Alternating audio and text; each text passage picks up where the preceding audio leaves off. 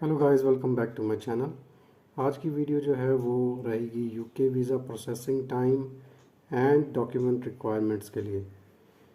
Video अगर आपको पसंद आए तो please like and subscribe to my channel.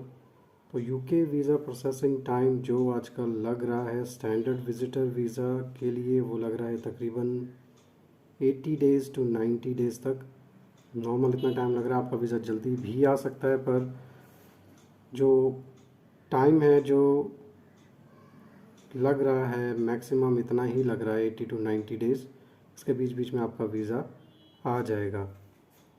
तो इसमें होता क्या है, मैंने भी अपना वीज़ा अप्लाई किया था। जो किया था मैंने वो किया था 21 जून, और मुझे जो वीज़ा मिला है वो मिला है 16 सितंबर को मुझे मेल आई थी। होता ये है कि अगर नॉर्मली केसेस में ये होता है कि अगर आपको ईमेल आई है खाली कि आपका पासपोर्ट जो है वो प्रोसेस्ड एप्लीकेशन जो है वो डिस्पैच कर दी गई है, तो समझो कि आपका वीज़ा इसमें 90% लग चुका है। और अगर आपको एक ईमेल आई है, उसमें आपको एक लेटर भेजा जाएगा, वो होगा आपका रिफ्यूज़ल लेटर। नॉर्मली इसमें क्या होता है कि रिफ्यूज़ल लेटर आपको ईमेल करते हैं, और ईमेल के बाद आपको एक और ईमेल आती है, वो होती है आपकी पासपोर्ट डिस्पैच की। तो अगर आपको वो पहली वाली ईमेल अगर नहीं आई है, ओनली आपको सिर्फ डिस्पैच की ही ईमेल आई है, उसके अलावा और कोई ईमेल आपको नहीं आई, तो इसका मतलब 90% आपका वीज़ा लग चुका है। नॉर्मली केसेस में यूके में खास करके ये होता है। तो रिक्वायर्ड डॉक्यूमेंट्स जो हैं इसमें वो लगते हैं, अगर तो आप बिज़नेस पर्सन हैं, आप प्रोपराइटर हैं, अपना खुद का बिज़नेस करते हैं, तो इसमें आपके बिज़नेस के सारे डॉक्यूमेंट्स लगेंगे। बिज़नेस रजिस्ट्रेशन प्रूफ लगेगा, आपकी आईटीआर लगेगी, इसमें सेविंग बैंक की स्टेटमेंट लगेगी, करंट अकाउंट की स्टेटमेंट लगेगी, कवर लेटर लगेगा आपका, इसमें आपका एनओसी लगेगा, सेल्फ एनओसी जिसको कहते हैं वो लगेगा, जो आपके लेटर हेड पे होगा। वो आपको बनाना है कि मैं इतने दिन के लिए I am going to UK for 7 days, and मेरे पीछे मेरे बिज़नेस का टेक केयर जो है वो मेरी वाइफ करेंगी या ब्रदर करेंगे, कुछ भी आप लिख सकते हैं। तो आपको एक प्रॉपर एक लेटर बनाना है अपने लेटर हेड पे। तो ये सारे डॉक्यूमेंट्स आप लगेंगे। आपकी होटल बुकिंग लगेगी। इसमें फ़्लाइट टिकट की ज़रूरत नहीं होती, इस चीज़ का ध्यान रखिएगा, क्योंकि फ़्लाइट टिकट मैंने भी नहीं लगाई थी इसमें, ओनली होटल बुकिंग लगाई थी। जबकि मैंने होटल बुकिंग जो लगाई थी वो 1 सितंबर से 7 सितंबर तक की लगाई थी, पर जो मेरा वीज़ा है वो 16 को आया, तो उसके बाद आया वीज़ा। तो ऐसी कोई बात नहीं है कि अगर आपकी जो होटल बुकिंग जो आपने लगाई थी उसकी डेट अगर निकल रही है तो आपको इसमें कोई घबराने की बात नहीं है कि आपका वीज़ा नहीं आएगा क्योंकि आपकी डेट निकल रही है। ऐसा कुछ नहीं है। मेरा वीज़ा भी होटल बुकिंग की डेट निकलने के बाद ही आया है, तो इसमें होटल बुकिंग ही आप लगाएं, सिर्फ फ़्लाइट टिकट लगाने की ज़रूरत नहीं है, कोई डमी टिकट लगाने की ज़रूरत नहीं है। फालतू के डॉक्यूमेंट्स जैसे होते हैं वो एक्स्ट्रा कोई लगाने की ज़रूरत नहीं है, जैसे सीए रिपोर्ट होगी, प्रॉपर्टी वैल्यूएशन होगी, वो लगाने की ज़रूरत नहीं होती। अगर आपके पास ऑलरेडी है प्रॉपर्टी वैल्यूएशन तो आप लगा दें, अगर नहीं है तो इसमें कोई मैंडेटरी नहीं है ये। बाकी पासपोर्ट की कॉपी लगेगी, अगर आप मैरिड हैं तो वाइफ का आपका मैरिज सर्टिफिकेट लगेगा, और वाइफ का पासपोर्ट भी लग सकता है इसमें। तो ये सारी चीज़ें आप जो हैं इसमें लगा सकते हैं। आपका एप्लीकेशन फॉर्म लगेगा इसमें, और एप्लीकेशन फॉर्म कैसे भरना है उसके लिए मैंने एक सेपरेट वीडियो बनाई हुई है, वो आप देख सकते हैं। अपना खुद का एप्लीकेशन फॉर्म भर के आप खुद अपना जाके एप्लीकेशन सेंटर में सबमिट करवा सकते हैं। तो बहुत ईजी प्रोसेस है, ऐसा कुछ मुश्किल प्रोसेस इसमें है नहीं। और जो रिज़ल्ट आ रहे हैं वो मैंने आपको बता ही दिया, 80 टू 90 डेज़ के बीच बीच में नॉर्मली इतने में आ जाते हैं। मेरा भी 87 डेज़ में आया था, और कहीं मैंने पढ़ा भी है लोगों का इतनी 85-80 डेज़ में नॉर्मली आ जाता है।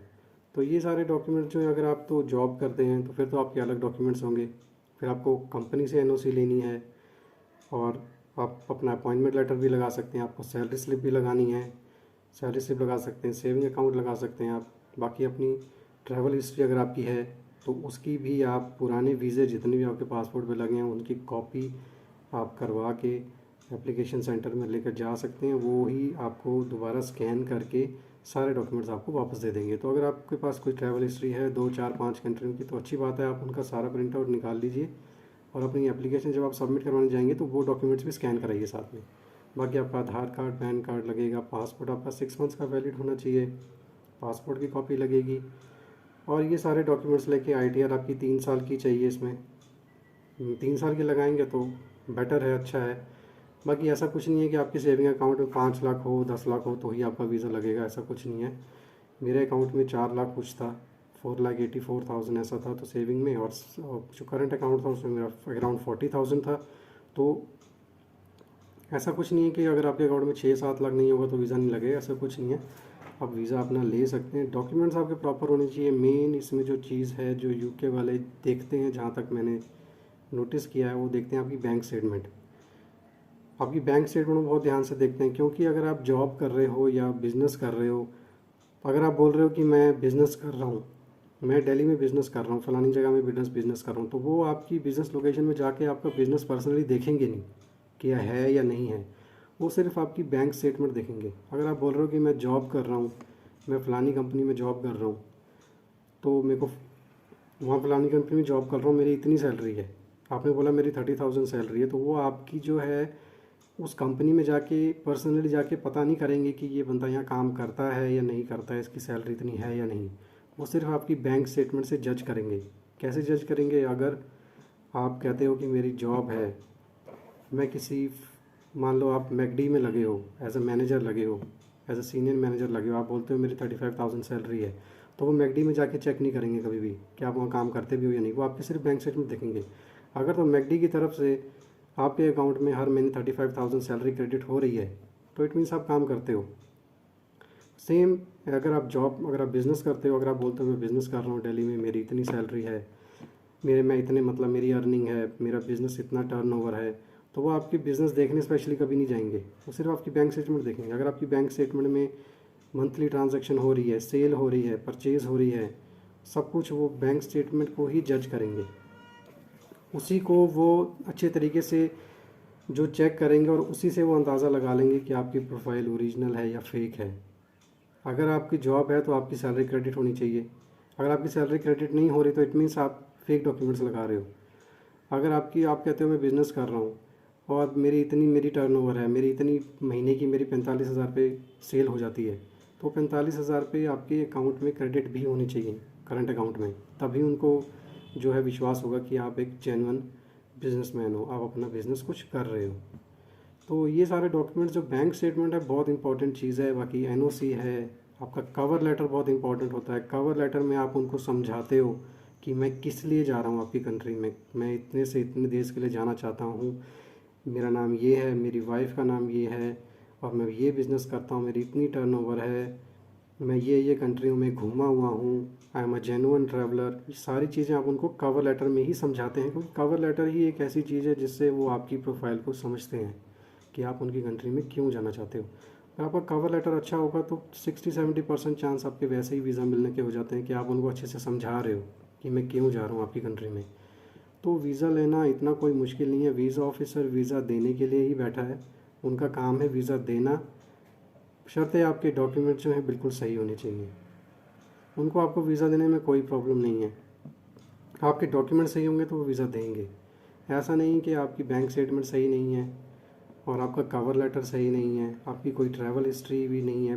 वैसे तो बिना ट्रैवल हिस्ट्री के भी वीज़े लगते हैं, फ्रेश पासपोर्ट पे भी लगते हैं, बट अगर ट्रैवल हिस्ट्री होती है तो एक प्लस पॉइंट ही होता है उसका।